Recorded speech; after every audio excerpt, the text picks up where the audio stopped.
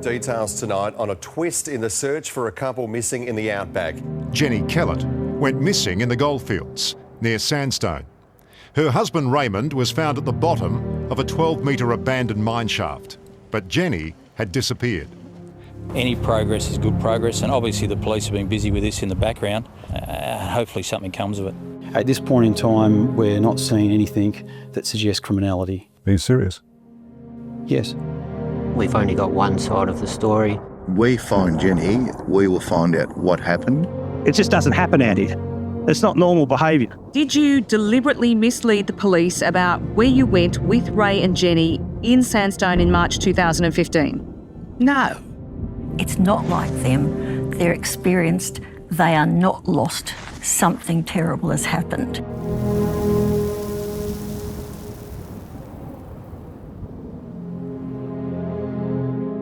Welcome to Some Kind of Closure, a podcast series focused on unsolved missing persons cases. Around 38,000 people are reported missing each year in Australia. Thankfully, most of these cases are resolved. In this series, however, we'll be focusing on the small percentage of cases that remain unsolved over several years. We'll explore the complexities and impact on the families involved, who at the end of the day are desperate for some answers and ultimately some kind of closure. Please be aware that this show deals with some distressing themes and may include content and language that some listeners will find distressing.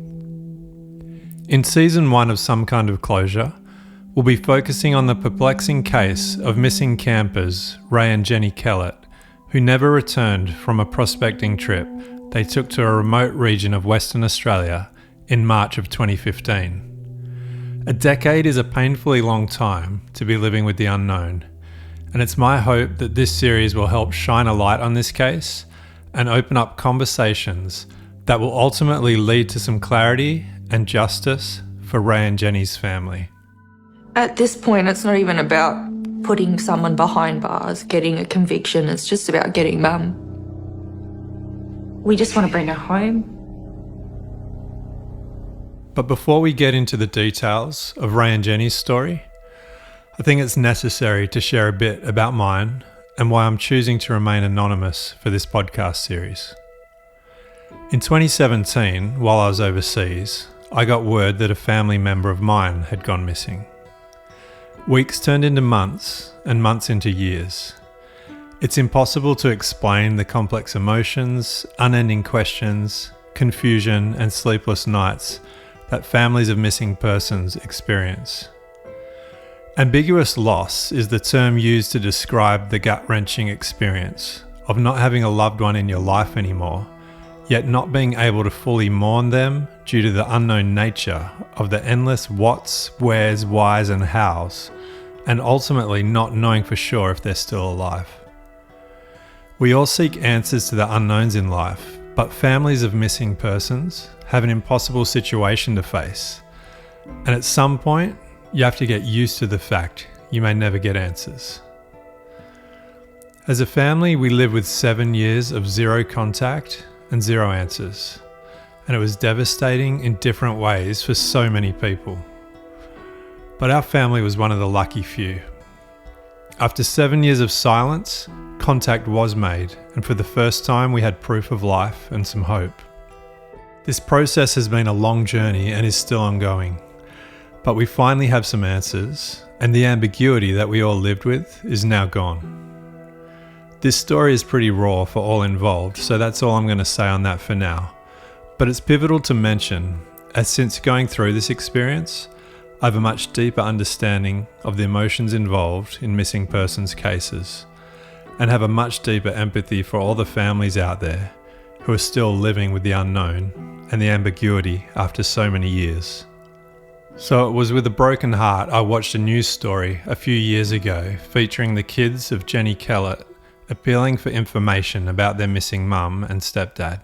I went out there, I saw the site, and it just, knowing them, it just makes no sense for them to get lost. There's so many ways back to camp. At this stage, their mum had been missing for about 7 years, so I went back and looked at the original news stories. I was taken aback by the details I learnt in what many journalists rightly described as a true outback mystery. Good evening. There's hopes tonight of a breakthrough in one of WA's biggest mysteries, the disappearance of mother of three, Jennie Kehlet. Police have uncovered potential clues in the outback. We have exclusive details tonight on a twist in the search for a couple missing in the outback. Police are preparing for a fifth search in the WA outback based on fresh leads. Now, despite today's efforts by police, they have actually wrapped up their search here in Sandstone, but they haven't yet ruled out returning for a sixth time if these items turn out to be significant.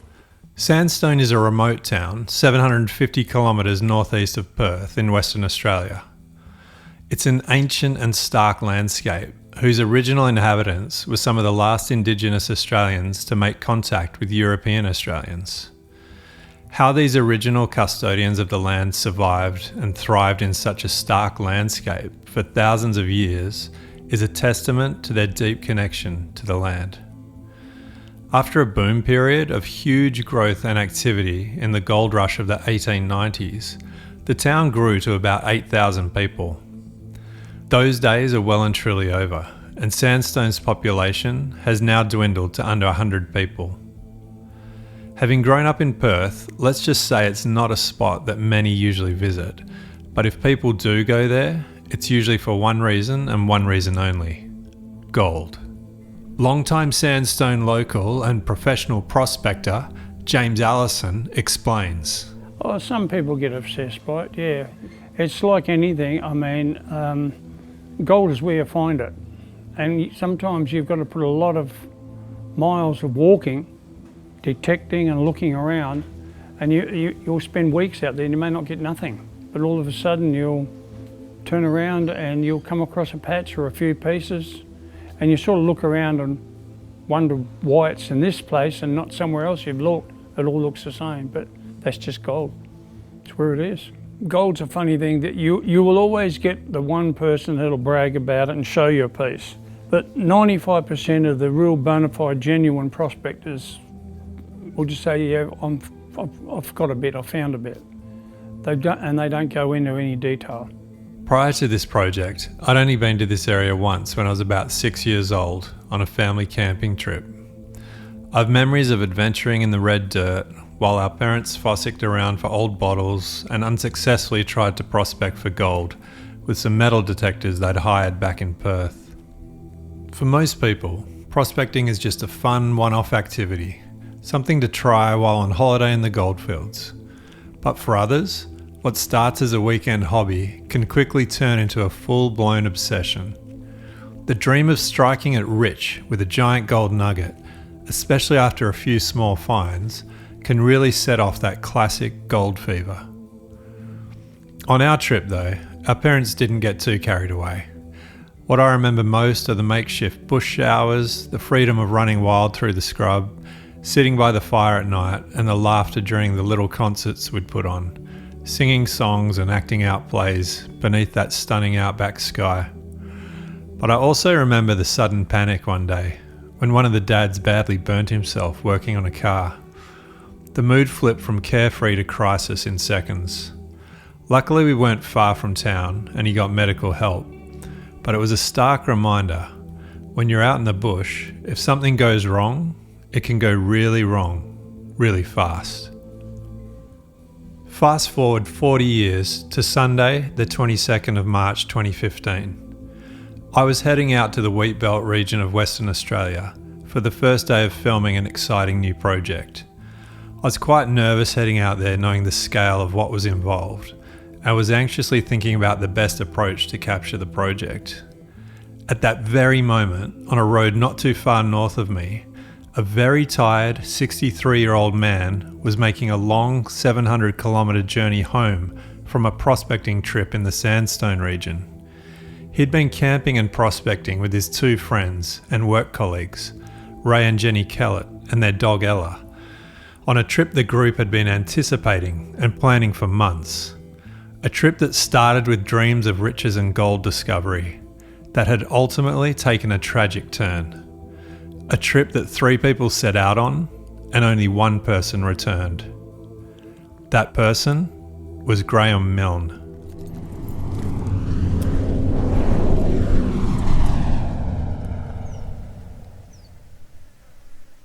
Alice Atkinson Caravan Park in Sandstone is a tidy and well-kept holiday park in the heart of the northern Goldfields.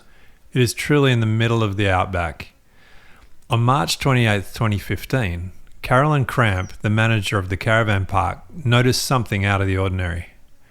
A large black and white Great Dane dog had wandered into the park, alone. For a town literally in the middle of nowhere, this was a very strange occurrence.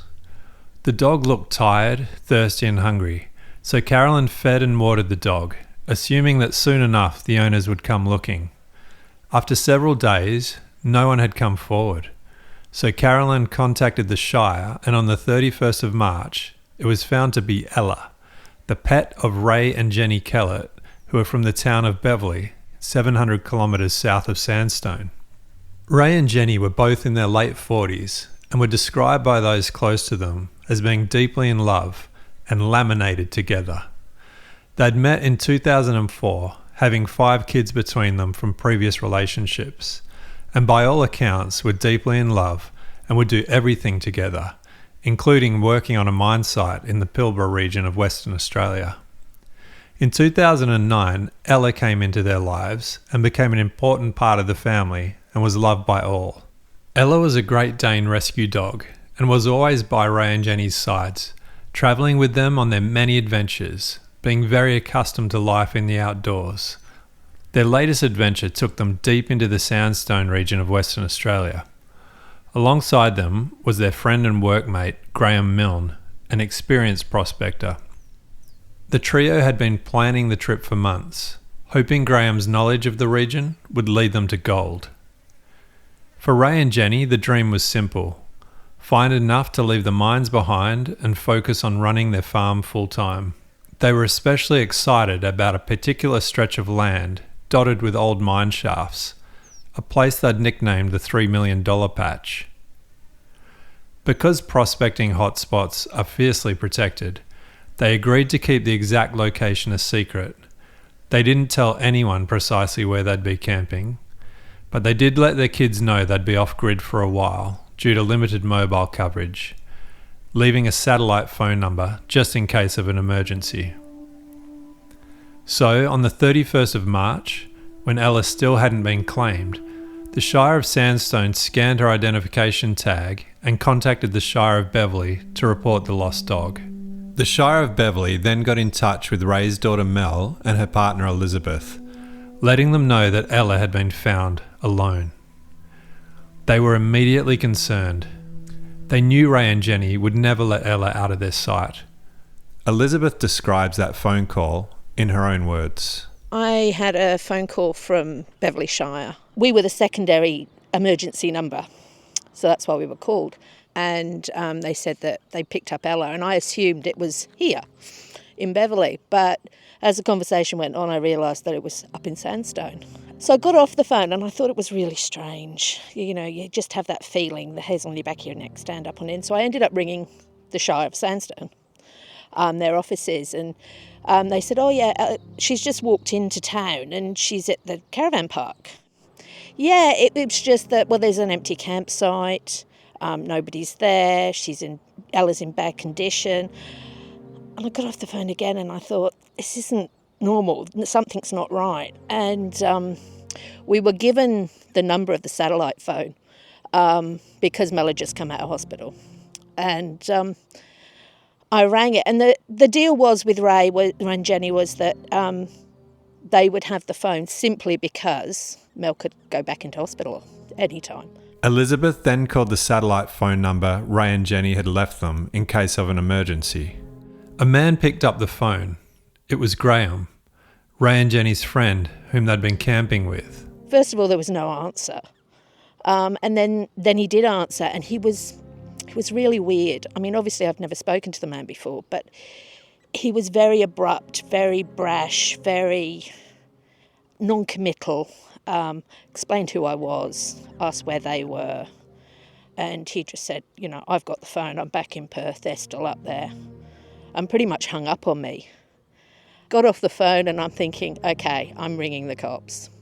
And then I suppose the rest is history. We put in a missing persons report and, yeah, that's when the nightmare really started off. That phone call set in motion what would become one of the biggest missing persons searches ever conducted in Western Australia. And the search is now in its 5th day and being expanded. The base for the operation is Sandstone. Rebecca Johns is there. Beck, police are still hopeful of finding the pair. Tim, it's been a very long and tiring day for search crews who have spent hours scouring through bushland, spotting from planes and looking down mine shafts. And at the crack of dawn tomorrow morning, they'll be up and at it again, hopeful they'll find Jennie and Raymond Kehlet. 700 square kilometres of remote, harsh terrain in WA's outback. This is the search zone for rescue crews desperately trying to find Jennie and Raymond Kehlet. For everyone involved, very frustrating. The amount of assets we've put into this, you'd expect us to find something, and we haven't. The couple, aged in their late 40s, are from Beverley. They were last seen 2 weeks ago by a friend at their campsite in Tabletop, just south of Sandstone, about 730 kilometres northeast of Perth. Police say the prospectors were new to the game, but they're extremely experienced campers. With them, they'd taken a metal detector, GPS and water. The camp itself appeared like they were very imminently returning and not gone for a long time. Concerns were raised on Monday when their dog was found walking through town alone. Their quad bike also discovered 500 metres from their campsite, the keys still in the ignition. At the time they were reported missing, Ray and Jennie were living on a 150-acre hobby farm in the regional town of Beverley. They dreamed of one day retiring there and making a living off the land. To help fund that dream, they both worked fly-in, fly-out jobs at the Cloudbreak mine in northern Western Australia. Ray and Jennie loved the outdoors and were always up for an adventure. So when a workmate, Graham Milne, mentioned he was a keen gold prospector with access to a promising site, they were intrigued. That interest quickly grew into an obsession as the trio began planning a trip to what they called the $3 million patch, a location near Sandstone they believed was rich in gold. The Sandstone region was heavily mined during WA's gold rush over a century ago, and hundreds of abandoned mine shafts still scar the landscape. Most prospectors avoid them. They're extremely deep and incredibly dangerous. But it became clear Ray, Jennie and Graham had other plans. They intended to explore them. And there's only one way to access shafts that deep: abseiling.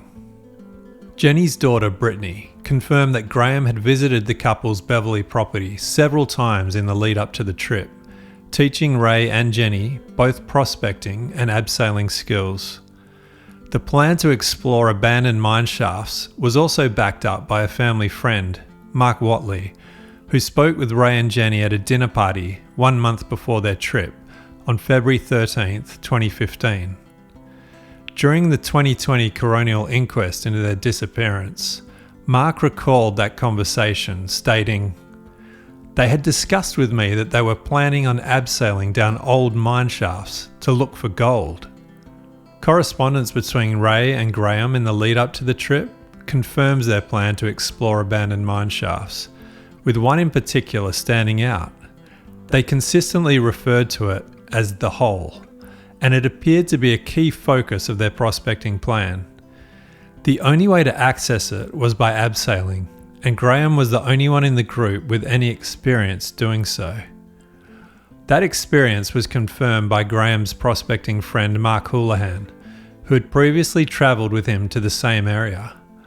Mark recalled watching Graham abseil into a mine shaft there, using his quad bike winch as an anchor. These are his words, but not his voice. In relation to the prospecting that you undertook in Sandstone, did you abseil at all on those prospecting trips? Well, I didn't, but Graham did once. And can you explain what he did on that occasion? Well, he just went down a shaft to do some metal detecting. And can you describe how Graham abseiled on that occasion?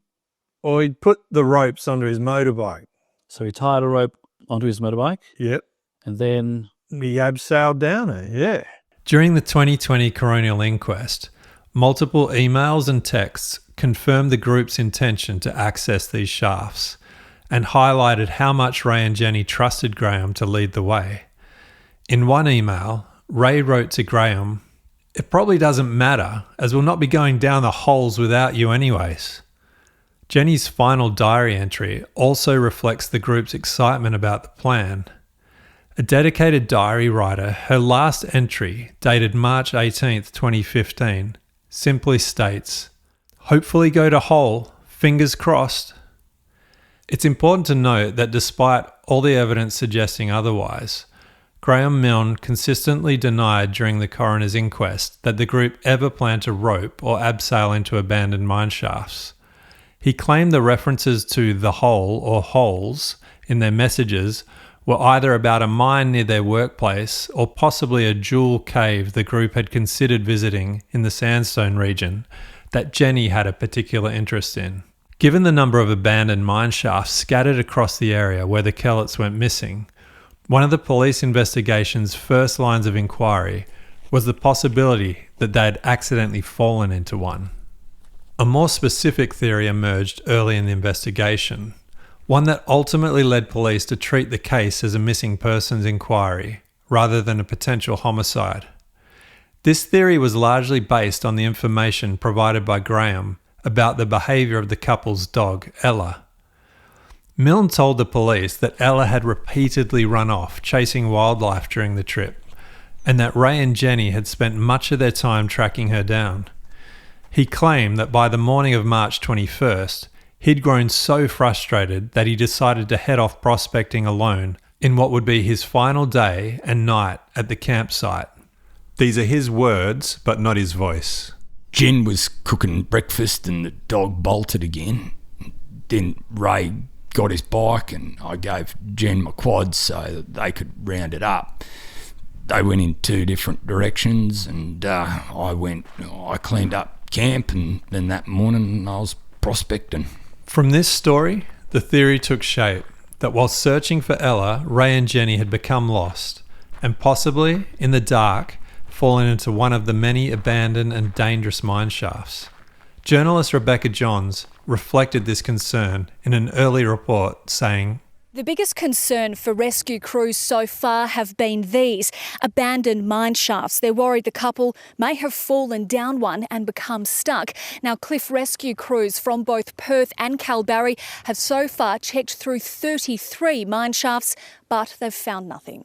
However, from the outset, the family found this scenario highly unlikely on a number of fronts.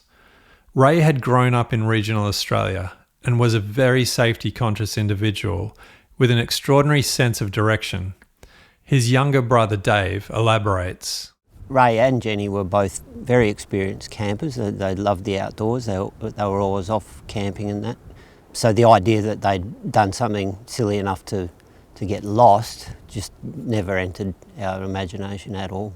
I just assumed that there'd been like a minor accident and they were perhaps sitting out waiting to be found. We just assumed that someone's rolled an ankle or whatever and they were doing the smart thing by sitting it out and waiting for help to arrive. Never thought anything malicious at that stage, at the very, very initial stage, but we also didn't believe that they were missing in the sense of got lost. Ray's daughter Mel also shared a similar sentiment. They didn't get lost out there. Just didn't happen. There was landmarks that you could see, and also for some reason Dad always knew what direction he was and where to go to get back. He had a great sense of direction. And Jen, being a volunteer firefighter, she wouldn't have got lost either. Like not a chance in my eyes. Furthermore, the theory that Ella was spooked and ran off chasing wildlife never sat right with the family. It didn't match her temperament or their own experiences of camping with her. Ella was an experienced camper, well accustomed to wildlife, and according to Ray's daughter Mel, who had camped with her before, she was not the type of dog to chase kangaroos. When we went camping in 2013, we went up north to go fishing. We camped only a couple of 100 metres off the beach and a reef. She was very calm. She stayed with us or by the tent on her bed. She didn't chase anything, and I saw things when we were out there camping. I saw kangaroos, foxes. Actually, when we were packing up, there was a snake that started coming at me. She didn't go for it. Dad picked it up, chopped its head off, but she didn't go for anything. In the early stages of the search for Ray and Jennie, Graham Milne sat down with journalist Alex Cullen for his one and only interview with the media on Channel 7's Sunday night program. If anybody knows anything, please come forward and tell the police. According to Graham's story in subsequent police and coronial interviews, he has stated repeatedly that the dog kept bolting away from the camp, chasing wildlife, and that this distraction led to a conflict within the group, which came to a head on the 21st of March. According to Milne, Ella had once again bolted from camp that morning, and he made it clear to Ray and Jennie that he'd come out to prospect for gold and not to chase dogs. He then set off alone, and according to his own statement, spent the next 18 hours prospecting by himself. Milne said he returned to camp between 2 and 3 a.m, packed up his gear immediately, and began the 750-kilometre drive back to Perth, alone. So you got back to camp. What did you see? Anything unusual or...?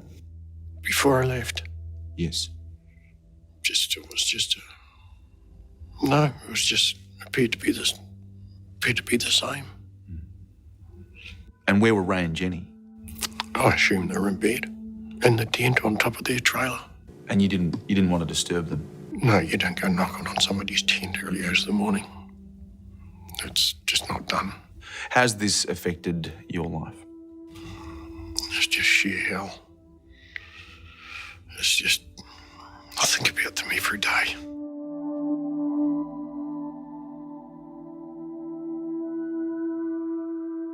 I've travelled 750 kilometres northeast to Sandstone to see this place for myself and get a feel for the key locations at the heart of this story.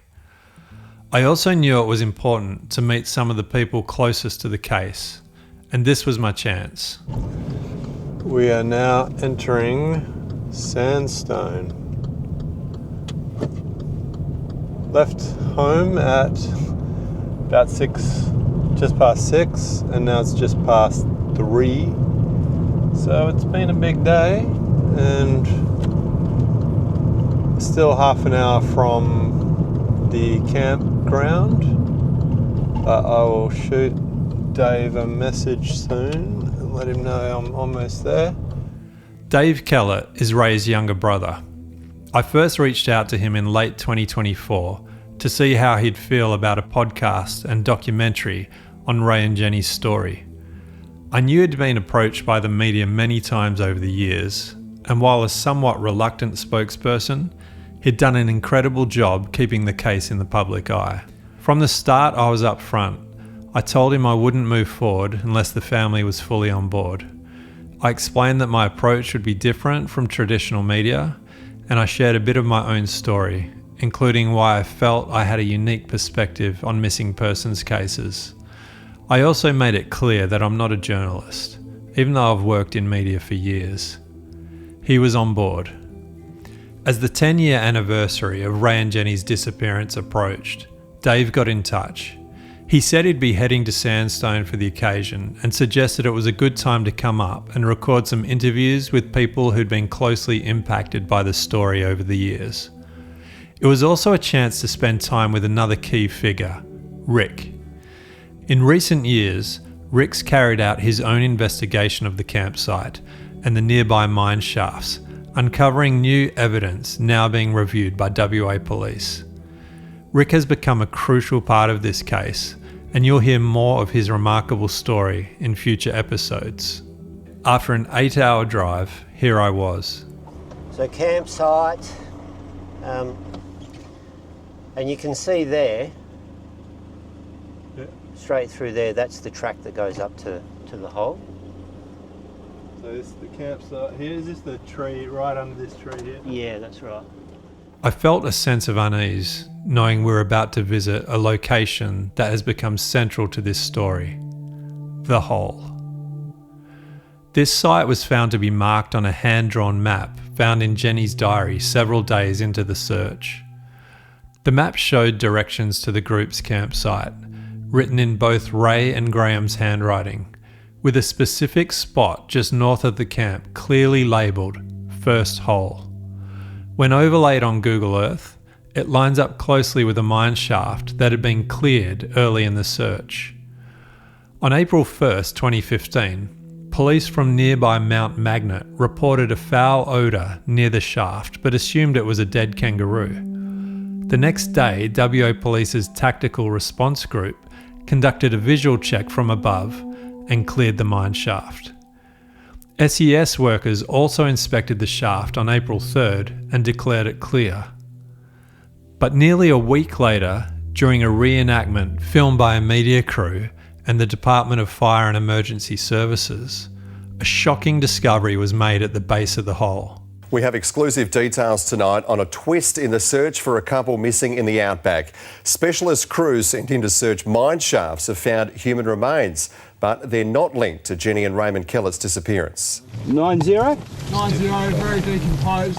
Human remains, but not that of the missing husband or wife. The body of someone else lost in the desert, so badly decomposed, police say it could have been there for months or even years.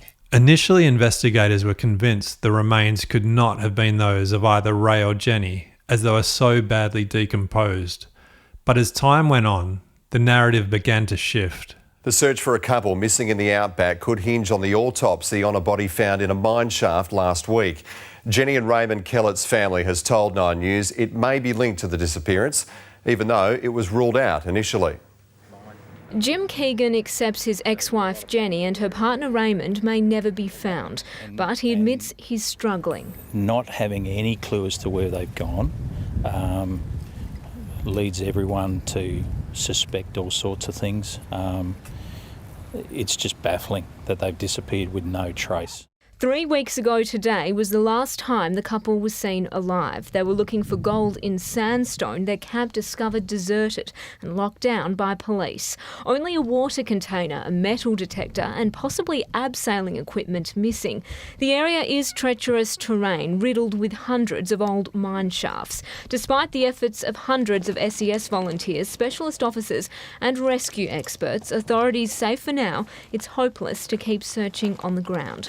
The best lead for police is a male body, partially decomposed and clothed. It was found down a mine shaft last week. The couple's loved ones are desperately hoping a post-mortem, scheduled tomorrow, will determine it's not Raymond, but police say it could be. We're still hoping it's not, but they did indicate that the body wasn't as old as first thought, so that's why they warned us just to be prepared. If it is the 47-year-old, it's likely another operation will start using ground-penetrating radar and excavation equipment around the mine. Ultimately, we'd like to find out that they were wandering around in the bush and they show up, but we would like closure one way or the other. Dental records and DNA ultimately confirmed the family's worst fears. The body found at the bottom of the hole was in fact Ray. Jennie's kids found out via television news reports. Dave was in Sandstone at the time. They were up here with a plan, and that plan was to rope down mine shafts to find gold. So the fact that where he was found at the base of the mine shaft, and given the mud map location, it stands to reason that they did rope down that hole. You know, they were at the base of that hole. So my opinion is that it's almost like there was a parallel path of intentions. Ray and Jennie's intention was a belief that they were up here on the basis to do that, to rope down mine shafts for that purpose, but potentially the other person's intentions were somewhat different, yeah, to say it lightly. After all my research, standing here at the hole felt surreal. This is likely where Ray took his final breath, and I can't imagine what it's like for David to return. When Ray's body was found and then identified 9 days later, the family's grief and frustration only deepened. Their concerns about foul play still weren't being taken seriously by authorities. At this point in time, we're not seeing anything that suggests criminality. Are you serious? Yes. There's nothing suspicious about this? At this point in time, we're saying there is no evidence of any criminality. However, we are making sure that we investigate it thoroughly and we look at all the possibilities. For them to have continually treated it as a missing persons case for months, that's when you can't recover that. It's just catch up from then on. When they found Ray in particular, if they had flicked the switch straight away, I'm sure we would not be in this position now. Major Crimes refused to look at it for months. They didn't even listen to Mark Reynolds, and he was the chief of forensics. So that 3 to 4 months before they finally decided to investigate it properly, it's gone. It's catch up from there on.